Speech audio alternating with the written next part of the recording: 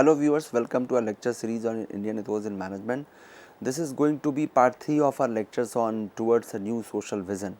And in this very segment, I would be concluding the entire discussion on this towards a new social vision. I gave you a detailed overview of what this new social vision is, how to operationalize this GRS vision, how to go for making this transcendental management in action.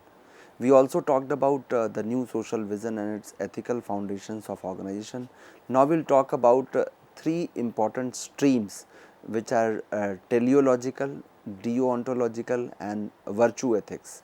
We will also talk about typology of ethics, which is represented by market values, social values and spiritual values, represented by green, red and saffron, and the essence of new corporate model, what is there into it, and eventually we will conclude with the resonance of virtue ethics approach, which is being reflected into Indian scriptures as well. So with this as our agenda, now I will be telling you about how to connect this new social vision with ethical foundations of organizations, the way GRS model of business ethics can be implemented, because ethics is already there. Now how to relate it to this GRS model, that is something which is quite interesting and significant also. So GRS vision, what we have discussed till now, it leads us to an understanding of ethical foundations of any organization. So if we have to understand the ethical foundations of any organization, this GRS vision can be used. Now there are three streams, or what you call as principles of ethical approaches, which takes us beyond the traditional what you call as commandment approach. Earlier we used to have commandment approach, that the order is there and we have to implement. Now we have the inner voice to which we are listening and we are doing it, because suppose if something is being ordered to us, we will always wait for the order to come and then only we would implement it. Order has come, we have executed. So we are somehow behaving like an orderly person. We keep on receiving orders and doing or executing whatever the order is. But the principle of ethical approach is taking us beyond that traditional commandment approach. It says that there are three important streams and they are named as teleological, deontological and virtue ethics. Now these three approaches are basically part of what you call as received knowledge in the field of ethics. This is the received knowledge. This is actually acquired during the in due course of the development of principles of ethics or principles of business ethics. For instance, there is a researcher called Hartman. Hartman offers a discussion on these perspectives in business ethics, that what this teleological, deontological and virtue ethics has to do into our business operations. So it says that commandment approach was rooted in theology. If we look at these three approaches, they are part of ethicotarian worldview. It is not based on, it is not rooted in theology. It is rooted into the ethicotarian worldview, where we are considering the entire world from that perspective, where we have to be ethical into not only our thoughts but also into actions. So in the field of ethics, there is a transition from theology to ethicology, or what you call as ethicotarian, wherein focus is on scientific approach to ethics and values. That gone are the days when we used to say that business ethics is something which is a story of spirituality, or which is story of moral books. No, it is very much scientific. So adding that scientific approach to ethics and values will definitely increase its validity and also sustainability. Because if you find that scientific approach to ethics and values, you would be able to add more and more people to this very idea. Because those who are so called scientific people who are representing scientific approach, they would also join the discourse, they would also join this entire transition from theology to ethicology. They will also understand and this is very much reflected in transition from organized religion to inner search. This is what I mentioned at the very outset, that now it is no more a commandment approach. It is basically a kind of inner search, listening to the voice which is coming from inside. It is the inner exploration of human values. Those values are inherent. We are born with that particular hardware in us. Now it is us who have to activate that, which means that those human values are already embedded into our body. We have to only activate them. And since we have not activated, because we have not been listening to the alarm which was coming to us.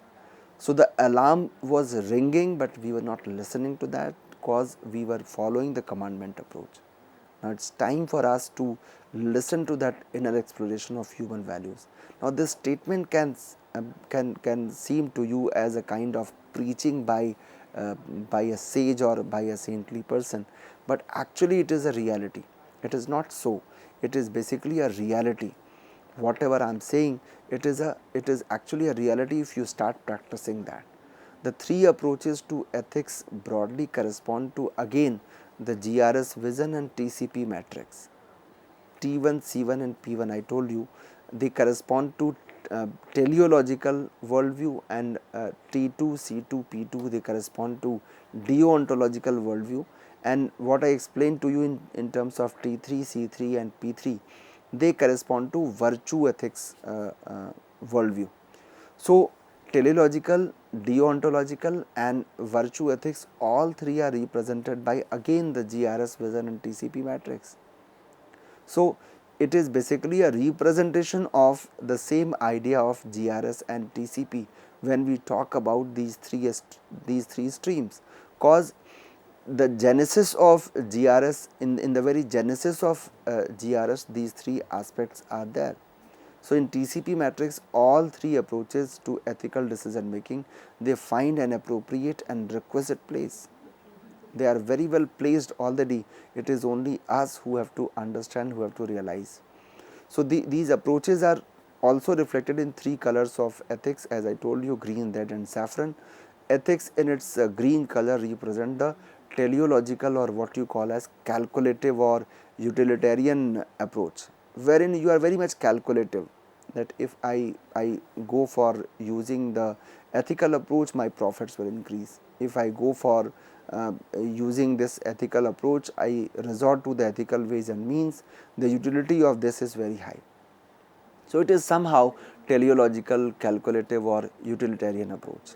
But ethics in that color, it represents deontological, or it can be added to, for your convenience I am explaining, it can be added to what you call as dharma, or responsibilities and obligations, or in a way you can say it is equitarian approach, where you are talking about the equality, you are talking about your obligations. You have taken the resources from society, you have processed it, you have made profit. What is your responsibility towards those stakeholders, towards those resources? So ethics in that color is representing your deontological, or what you call as the responsibility and obligation aspect, or eventually you can, for the Hindi term, you can call it, relate it to the dharma, that this is my dharma. We say dharmo rakshati rakshata. So if you start securing or serving your own dharma, your duty or responsibility, then of course that responsibility is going to save you, is going to save you, is going to make you feel safe in terms of your existence, your survival. But ethics in saffron color, it represents the virtue ethics, or it is also known as cosmotarian or ethicotarian approach, which is another level into the three important dimensions of ethics. So these colors basically represent a model of moral self development, wherein individuals, they evolve. It is basically an evolving process where you evolve from green to red and then eventually red to saffron. So it is just like the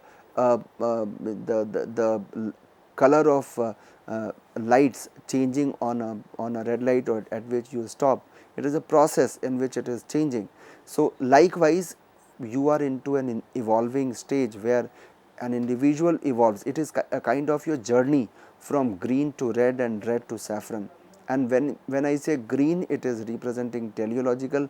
So your journey is from teleological to deontological, and then deontological to virtue ethics. So the eventual place, or the ultimate place where we have to reach, is the virtue ethics level. That is the ultimate level. So in your journey of self development, you are starting from teleological, then moving to deontological, and eventually reaching to the level of virtue ethics. So virtue ethics is the ultimate level. Now if I relate it to the research, the ideas or the contributions of researchers, and if I look at Kohlberg's framework, these could broadly correspond to pre-conventional, conventional and post-conventional stages of moral development. Already Kohlberg has defined it like pre-conventional, conventional and post-conventional stages of moral development. So we have been adopting those ideas, but we have not been listening to the inner voice which is coming from our scriptures, which is coming from our ideas, which is coming from our literature. So this is something which we need to listen to, and if we start listening to it and we start imbibing it, then of course there is nothing which can stop us from gaining the success. Now if I have to show this in a diagram, the diagram of ethics, where we have to represent saffron, red and green, three colors, you can find that it starts from green, then red, then saffron. So it is a kind of your journey from market to society and society to self. Some people think that, don't you think that it starts from self? No, it starts from market. When I say green, there is a dominance of T1, C1, P1, dominance of what you call as teleological worldview. So it means there is a dominance of market. When we are moving from green to red, the dominance changes from T1, C1 and P1 to T2, C2 and P2, and here it is a dominance of deontological worldview, and that is called as society. And eventually when we lead to saffron, that is again the dominance changes. Dominance is now of T3, C3 and P3, and there is a dominance of the virtue ethics worldview, and here we talk about the ultimate goal of our self development, where we have to reach. So if I have to show the ethics in a diagram, and your journey, the journey of self development in the form of a diagram, this can be a representation of the GRS model, wherein we can show the green, red and saffron, three different colors representing market, society and self, and changing dominance of different components therein. So my dear learners, this diagram actually represents a framework of typology of ethics in terms of market values, social values and spiritual values. So we have to understand the value has different dimensions. One is belonging to market, another belongs to the social concerns, social causes, and third one is related to spirituality. So in the language of isms, if I have to speak, I would say the idea spirit and its manifestation. So I have to understand the idea spirit and its manifestations. If I have to relate it to isms, I would say capitalism is basically, at its core, it is teleological. Capitalism at its core is teleological. Socialism at its core is deontological, and spiritualism represents virtue ethics. So these three aspects are already there. So from every ism we have to take the best. This is what I have been reminding from the very beginning of our discussion on this topic. So this diagram also has implications for the corporates. You can find what is the implication for us here. Teleological view offers justification for profit approach, that the business of business is to do business. This has been a long standing belief. We don't deny to that. Our Indian scripture don't deny to that. Our Indian ethos in management never says no to profit. It says yes. Teleological view offers justification for the profit approach, that yes, for survival profit is needed. But we have to understand that it is a journey. Deontological view, it offers a rationale for corporate social responsibility. that what is the reason behind spending some money or taking care of social concerns. What is your responsibility as a corporate citizen towards the social issues, which is being explained by the CSR, or what you call as corporate social responsibility.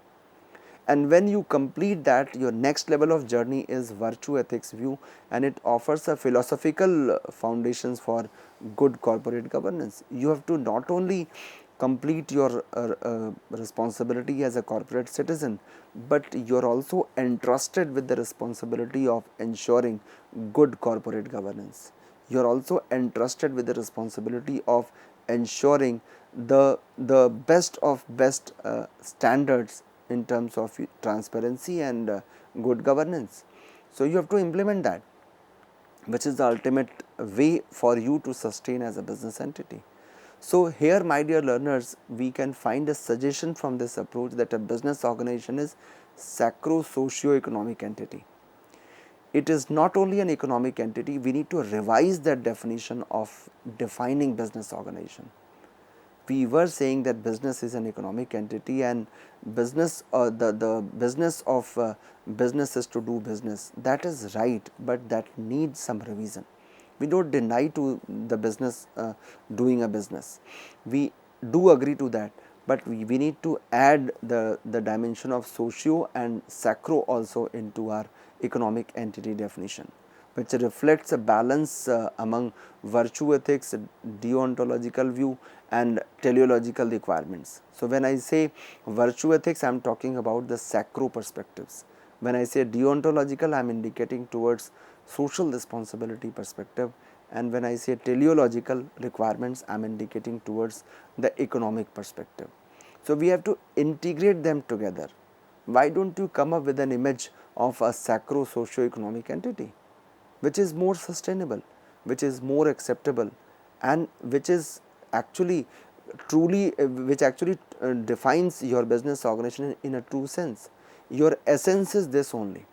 You cannot be against you cannot go against the society in which you are operating, in which you are doing your business. So, the entire the essence of this entire discourse on new corporate model is, E diagram represents the essence of new corporate model, wherein the corporates are concerned not only with teleological but also the deontological and eventually the virtue ethics worldview. They have to understand. And again, it is I am giving you I am supporting my statement with the findings of certain researchers. There is a research by Sadri et al.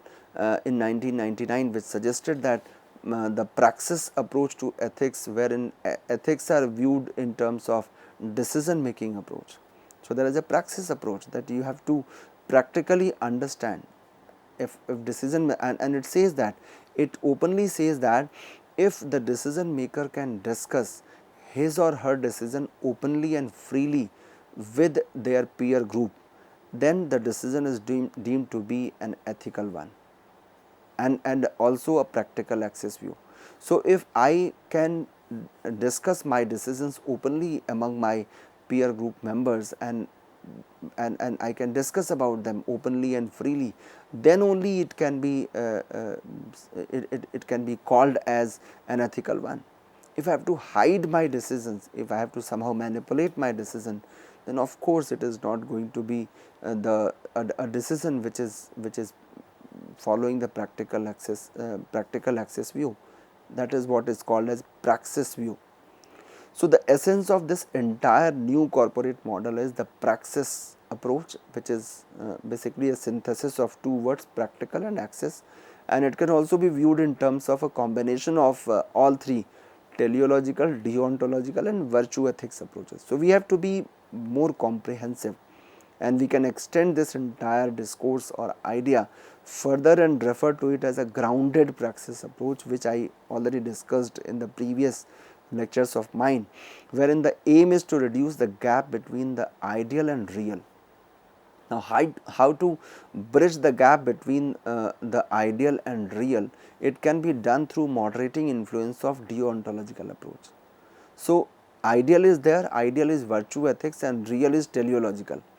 Ideal is we have to go for implementing good governance, and real is that we are an economic entity, we have to make profit.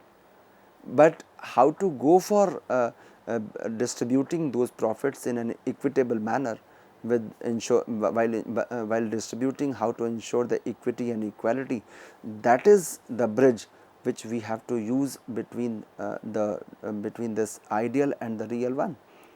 So, we can bridge this gap, we can eliminate this gap, not eliminate, initially we can reduce the gap between the ideal and real. If you think that eliminating the gap is something which is impossible, then too you can start with this very step, and you can start with this idea that I am going to reduce the gap. So, it can be done with the moderating influence of deontological approach. Now, this grounded praxis approach could also be referred to as a wisdom approach to ethics. It is also called as wisdom approach.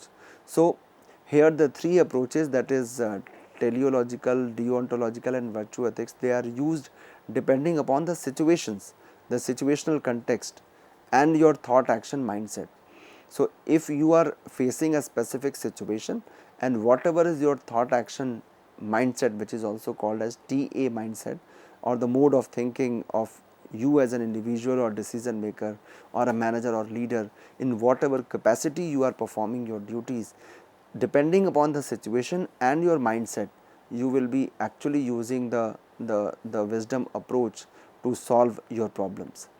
So, here we can understand that the guna theory, what you call as the merit theory, it includes all the ethical approaches, that is sattvic, sattva, which corresponds to virtue ethics, rajasic, rajas, that corresponds to deontological approach, and rajas tamas, which corresponds to teleological approach. So, even guna theory can be integrated to this these three approaches to the entire discourse on business ethics. And my dear learners, if you look at the Indian scriptures, they do provide us an insight on E diagram and other frameworks which we have suggested here. For instance, if you find the popular scripture called Ramayana or Ramcharitmanasa, it is essentially focused on virtue ethics.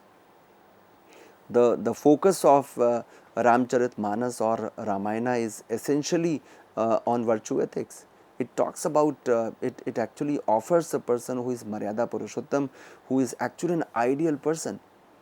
It actually offers you a human being who is having that divine presence, and the person is supposed to present the ideal behavior of a human being, that ideally this is what you have to do, no matter who is there in front of you, and for about whom you are going to make a decision.